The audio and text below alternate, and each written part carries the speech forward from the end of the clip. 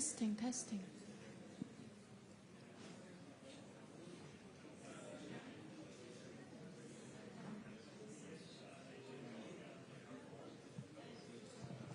So Martinez, how was great. The Chinese.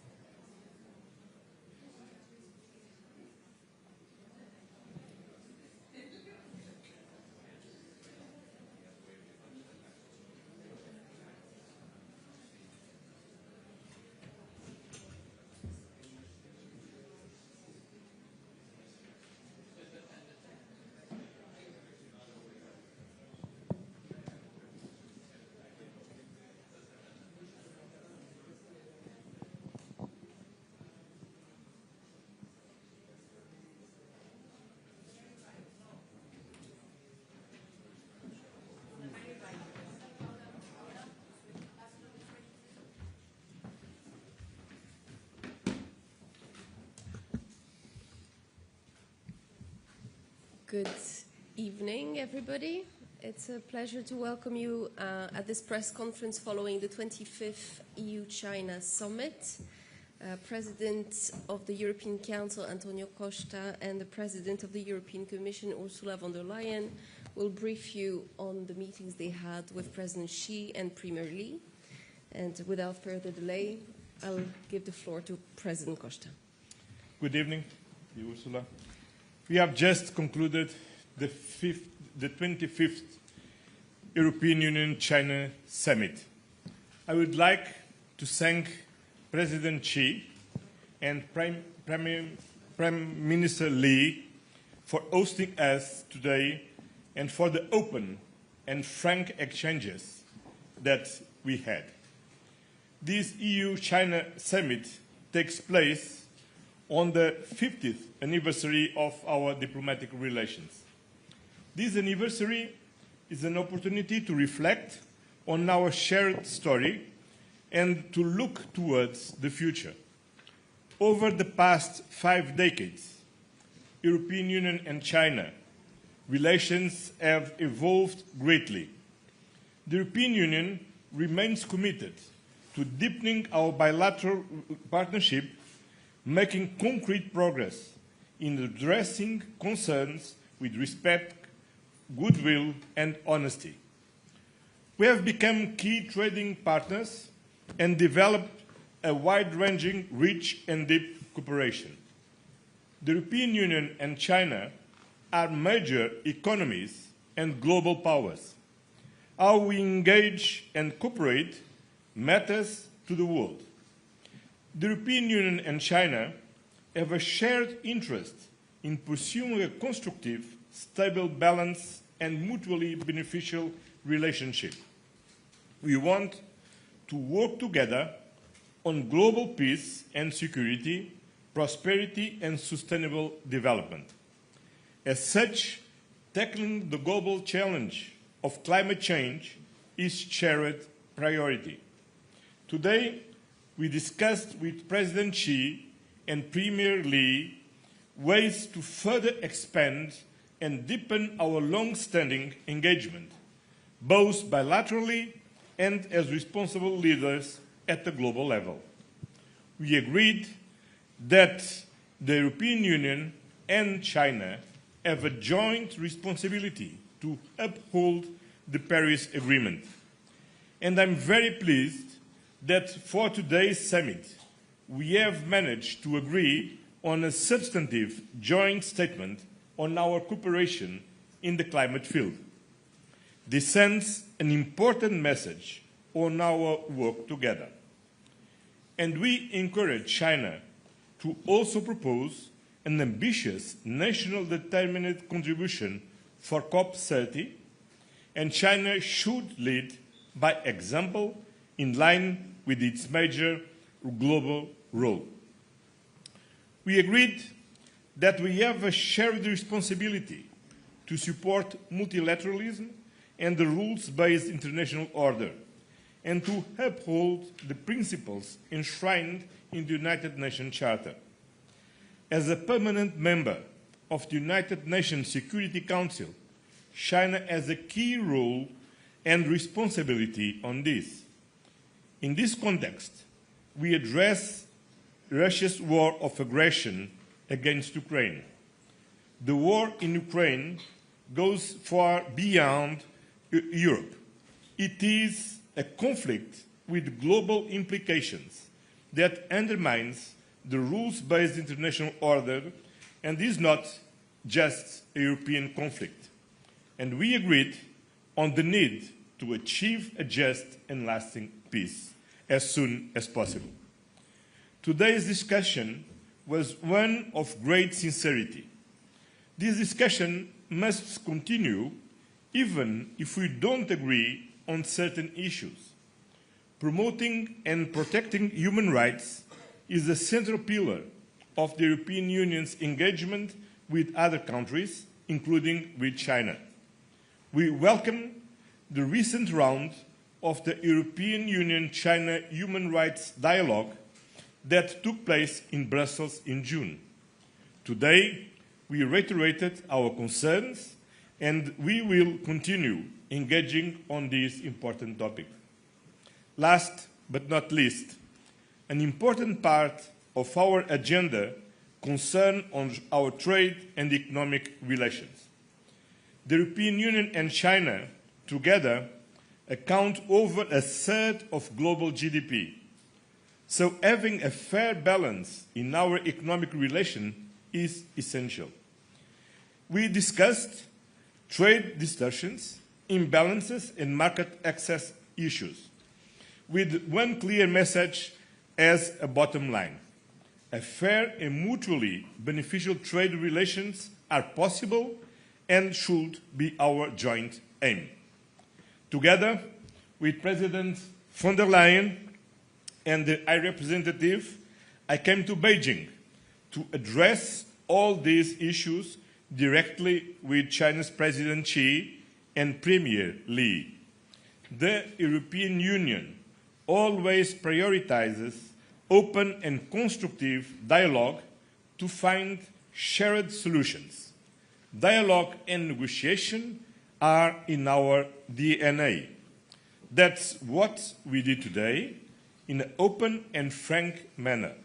Now it is time to put today's discussion into action and to make further progress. Thank you. Thank you very much, Antonio. Europe and China are indeed two of the world's three largest economic and trade powers. And this makes our relationship one of the most consequential of the 21st century. From the outset, Europe's approach has been clear, consistent, and result-driven. We are defending our interests. We are carefully implementing a de-risking strategy, and we are strengthening our economic security and our competitiveness.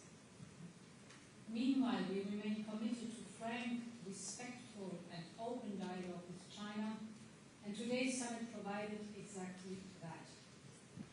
It was a valuable opportunity to work towards concrete progress in key areas of our bilateral relations, but we also clearly explained our concerns to the Chinese leadership, particularly in trade and investment. And let me start with this. A few figures. Today, the European Union accounts for an impressive 14.5% of China's total exports. Yet China only represents 8% of our exports. These numbers speak to the scale of our relationship, but they also expose a growing unbalance. It is mostly due to an increasing number of trade distortions and market access barriers. But unlike other major markets, Europe keeps its market open to Chinese goods. This reflects our long-standing commitment to rules-based trade. However, this openness is not matched by China. The European Union's trade deficit with China has doubled in the last more than 300 billion euros by now. So we have reached a clear inflection point. As we said to the Chinese leadership, for trade to remain mutual, beneficial, it must become more balanced. Europe welcomes competition, we like competition, but competition has to be fair. So we raised three priority areas where we believe progress is both possible and needed. The first is market access. Reciprocity is a simple and clear principle in this regard. At our summit, I referred to the importance of reciprocity in the public procurement, and today we agreed to work on concrete solutions for that. Second, we discussed at length the issue of overcapacity in China's economy in all the crucial sectors like, for example, steel, solar panels, electric vehicles, batteries, and others. The subsidized production does not match the domestic demand in China, and therefore overcapacity produced here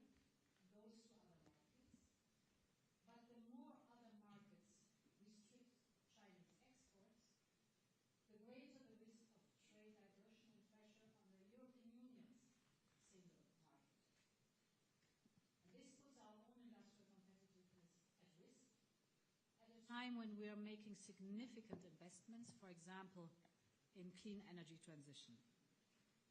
The Chinese leadership has started to look into this issue under the term involution and expressed willingness to support more the consumption and less the production part. This is important. We need to see progress on this issue. The production part, this is important. We need to see progress on this issue because without progress it would be very difficult for the European Union to maintain its current level of openness. The third issue we raised was export controls on rare earth and permanent magnets from China. As you know, these export controls have placed significant strain on some European companies. To keep trust in our trade relationship, we need reliable and secure supply of critical raw materials from China. Being seen as a reliable supplier and partner is clearly aligned with China's long-term economic and strategic interests. So we acknowledge China's efforts on fast-tracking licenses for the critical raw materials, and we agreed, and this is new, to have an upgraded export supply mechanism. In other words, if there are bottlenecks, this upgraded supply chain support mechanism can immediately check and solve the problem or the issue that is out there. The need to rebalance our relationship is even more urgent in today's context of the global rise of tariffs. As two of the world's largest economies, the European Union and China share a responsibility to uphold and reform the global trading system so we can keep it open, fair, and grounded on rules. This responsibility also extends to upholding international norms, rules, and institutions, and this is why we raised the critical issue of China's support for Russia's war of aggression against Ukraine. This has a direct and dangerous impact on Europe's security, and we expressed together our expectations that China would follow up on our concerns and the expectation that it would use its influence to bring Russia to accept a ceasefire, to come to the negotiation table, enter peace talks, and put an end to the bloodshed. How China continues to interact with Putin's war will be a determining factor for our relations going forward. Finally, we discussed climate change. Our joint statement on climate and the environment is a big step forward. We both see the opportunities to work closer together in sectors such as emission trading, just introduced here in China, carbon capture and storage, the circular economy, and our cooperation can set a global benchmark. Together, the European Union and China must uphold the Paris Agreement now more than ever. The European Union is doing its fair share. China's climate ambition matters immensely. We are both convinced that the triple planetary crisis of climate, biodiversity loss, and pollution requires a strong multilateral framework, and we both want COP30 in Belém to deliver ambitious results. From the summit, I gather that there is a lot we can do together. Despite our difference, and we have differences, we can find pragmatic solutions. Europe will always defend its interests, as China would. We are ready to enhance bilateral cooperation and build a more balanced and more stable relationship. We know the next 50 years of EU-China relations will be shaped by the choices we make today. Thank you. Thank you very much. I'll open the floor for questions. Please note that there's interpretation provided in English and in Chinese. I'll start with the paper.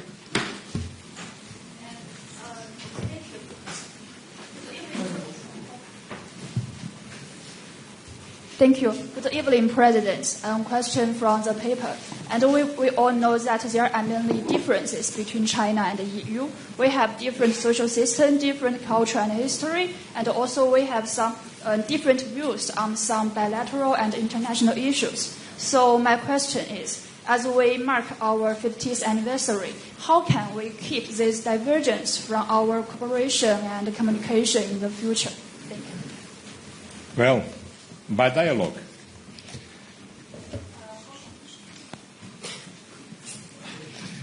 First of all, we respect, of course, the difference of the systems, but by dialogue is the only way to ensure mutual understanding, to identify problems, and to address these problems to find solutions, and also to work together in spite of this difference in the matters that we need to work together because they are global challenges and the world needs a close cooperation between the European Union and China.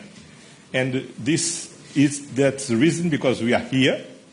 We have been here doing this along of this day, working with President Xi, working with Prime Minister Li, and now I think we have a clear work to develop together. Yeah, indeed. This is a relationship that is as important as it is complex, without any question, and therefore openness, frankness, mutual understanding, so listening to each other must be the foundation of our discourse, our dialogue. And I think the summit delivered exactly on that one. We have very frankly and openly raised our concerns, very clearly, very direct.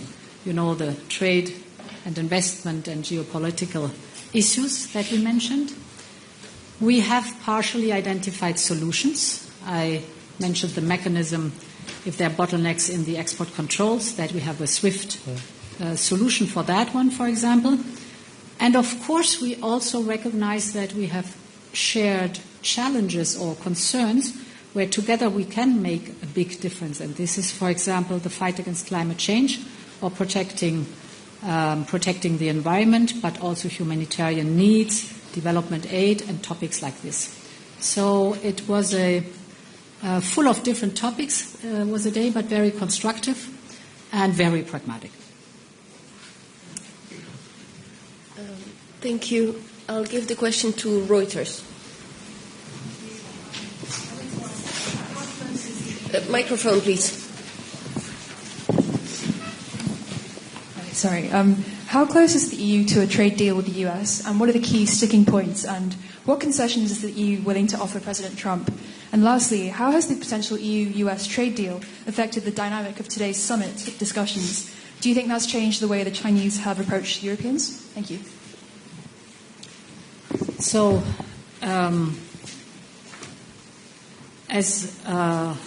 during all these weeks, our primary focus is on achieving a negotiated solution. We want a negotiated solution.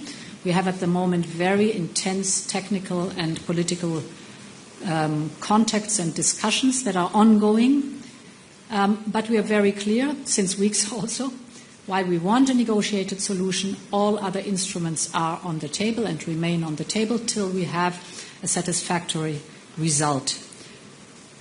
Now to the second part of your question, our relationship with China is of importance, but it stands on its own merits. That's also very important. It's independent of the actions or the issues we have with others.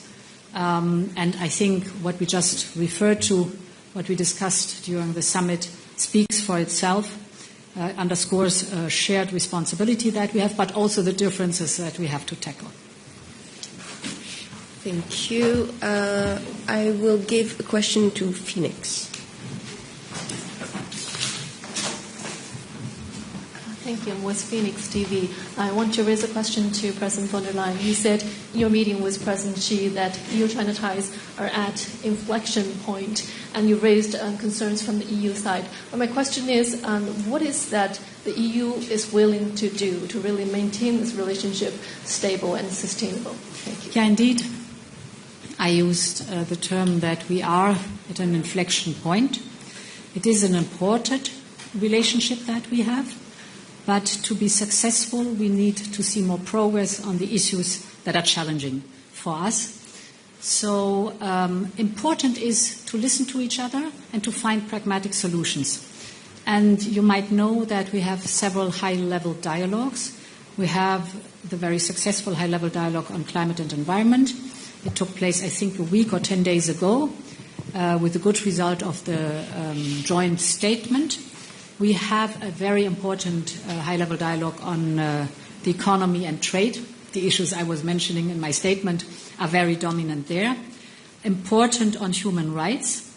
And we launched today, as I said, the new export supply mechanism that looks at export controls and makes sure that there are no bottlenecks, no slowing down the process of delivering critical raw materials that are under the export controls to the companies that need it. So very pragmatic, but it's important to listen to each other because then you can often dissolve prejudices. You can find where the issue is really painful and where you have to find a solution, and then you have a pragmatic approach to the whole topic. Thank you. Next to El País.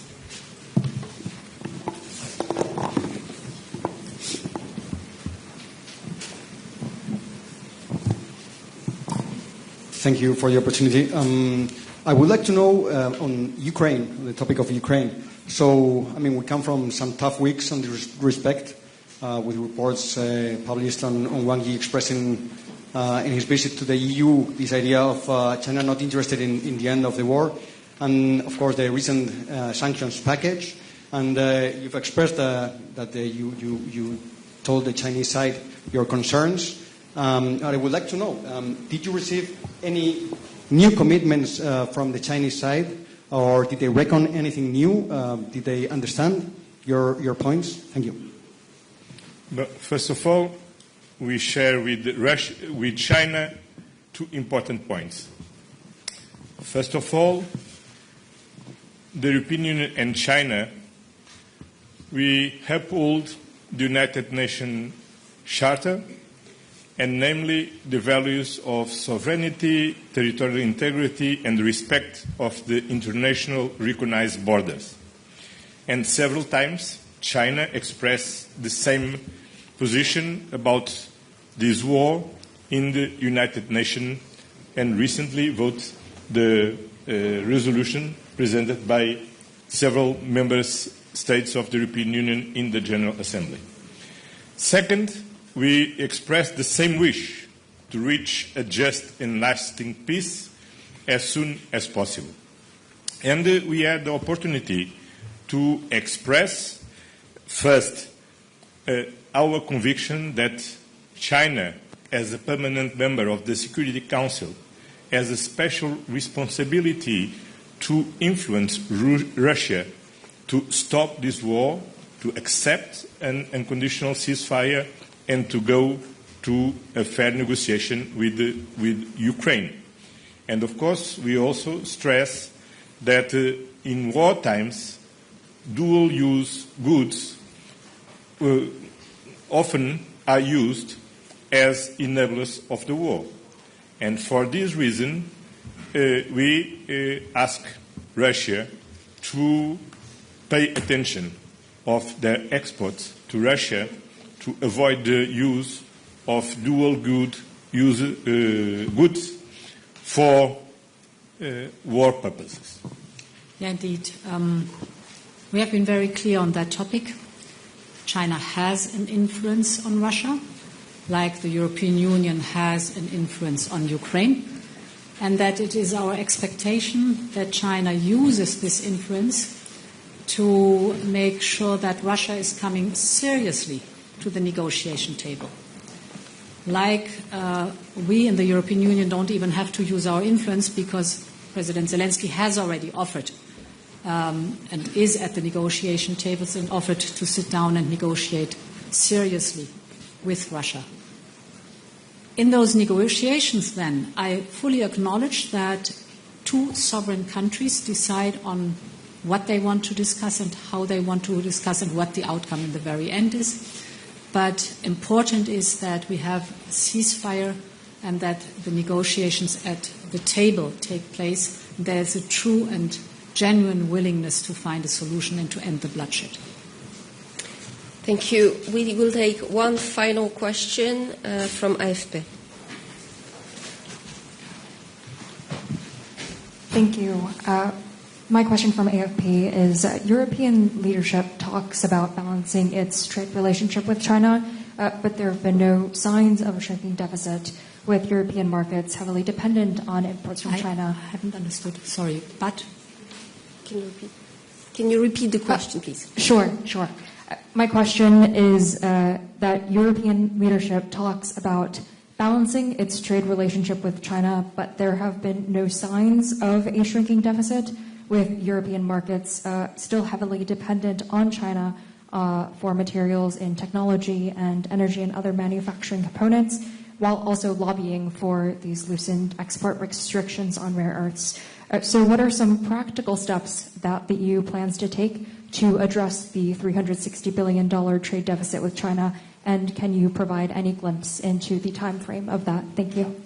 So we had today a very interesting business community meeting, Chinese businesses and European businesses, and there was also very clear that it is three main issues that are restricting the potential that could be possible in trade between the European Union and China, and this is the lack of market access, the tariff barriers partially, but also the non-tariff barriers. For example, the Buy China principle is often used by local authorities not to allow European companies to compete on a fair level playing field. So market access is one big topic. The second topic is indeed the export controls, or let's say the reliability of supply chains. And here the reliability of supply chains is very much focused on the topic of critical raw materials, permanent magnets, rare earths, for example. Here I think the summit showed that we can find practical solution, that there will be more transparency about the speed of allowing the export license to function, more speed in delivering on these critical raw materials to the companies. And if there is a delay, a critical delay, we have now established a mechanism where the companies can immediately ask us to mediate and to find out why there's a delay on the delivery of the critical raw materials to the companies. So a very pragmatic step forward in one of the major topics the companies in the European Union are complaining about. And as I said, if it comes to the Chinese market, it's mostly the access to the market that is demanded.